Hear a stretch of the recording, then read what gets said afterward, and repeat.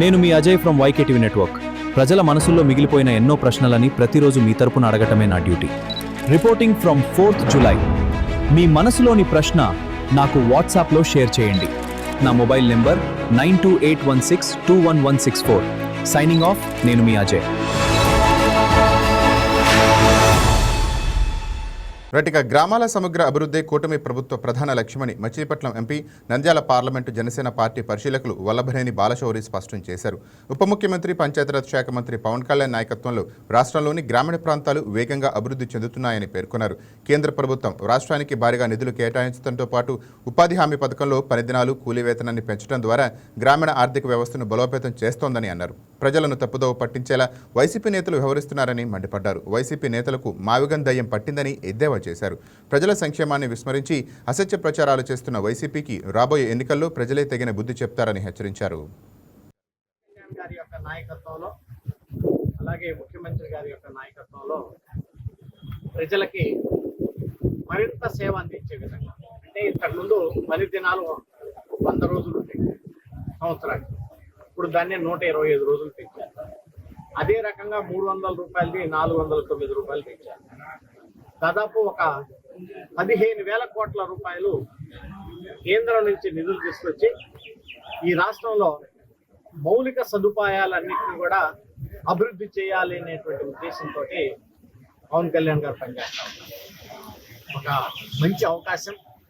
15,000 కోట్ల రూపాయలు రానున్నటువంటి సంవత్సరాల్లో ఈ రాష్ట్రం కోసం రోడ్ల నిర్మాణం అయితేనేమంటే, అలాగే కొత్త రోడ్ల నిర్మాణం అయితేనేమంటే, శ్మశాన వాటికలో నిర్మించుకోవడం అయితేనండి, వీటన్నిటికి కూడా రూల్స్కి అనుగుణంగా ఏ పనులు చేపట్టడానికి ఆస్కారం ఉందో వాటిని అన్నింటిని కూడా డెవలప్ చేస్తారు. ఇది నేషనల్ ప్రోగ్రామ్ ఈరోజు రాష్ట్రంలో ప్రారంభోత్సవం చేస్తాం. అది కూడా చాలా సంతోషం. సో రాష్ట్రాభివృద్ధికి కూటమి ప్రభుత్వం ఎప్పుడూ కట్టుబడి ఉంటుంది. డెఫినెట్గా పవన్ కళ్యాణ్ గారి యొక్క ఆలోచన మేరకు రాష్ట్రంలో డ్రింకింగ్ వాటర్ ఇవ్వడం కానివ్వండి, అలాగే రోడ్ల నిర్మాణం కానీ బ్రహ్మాండంగా రాబోయే రోజుల్లో జరగబోతా ఉన్నాయనేటువంటి విషయాన్ని కూడా సందర్భంగా తెలియదు. సార్ జగన్ గారు మావిలను ప్రస్తావిస్తున్నారు, దాంట్లో నీ స్పందన ఏంటి సార్? లాస్ట్ టైము 3 రాజధానులు అన్నారు. పోయి విశాఖపట్నంలో 500 కోట్ల రూపాయలు నిర్మాణాలు చేపట్టారు. అవి వేస్ట్. రెండవది, మావిగన్ అని ఏదైతే అంటున్నారో వైసీపీ వాళ్ళు, అది దాదాపుగా 80 to 90% సిఆర్డి పరిధిలోనే ఉంది. సిఆర్డి పరిధి అంటేనే అది అమరావతి. అర్థం లేకుండా రోజుకు ఒక మాటలు మాట్లాడటం ప్రజలందరూ కూడా గమనిస్తూ ఉన్నారు. రెండోది, అమరావతి రాజధాని అనేటువంటి విషయం పార్లమెంట్లో ఒక చట్టం చేసింది. మరలా ఏదన్నా మాట్లాడాలి అంటే ఆ చట్టం చేసినటువంటి దాన్ని గౌరవించడం నేర్చుకోవాలి. ఫస్ట్ మొట్టమొదటి చట్టాన్ని గౌరవించడం నేర్చుకోవాలి. ప్రజాప్రతినిధులు పార్లమెంట్లో ఒక చట్టం చేస్తే దాన్ని గౌరవించడం నేర్చుకోవాలి.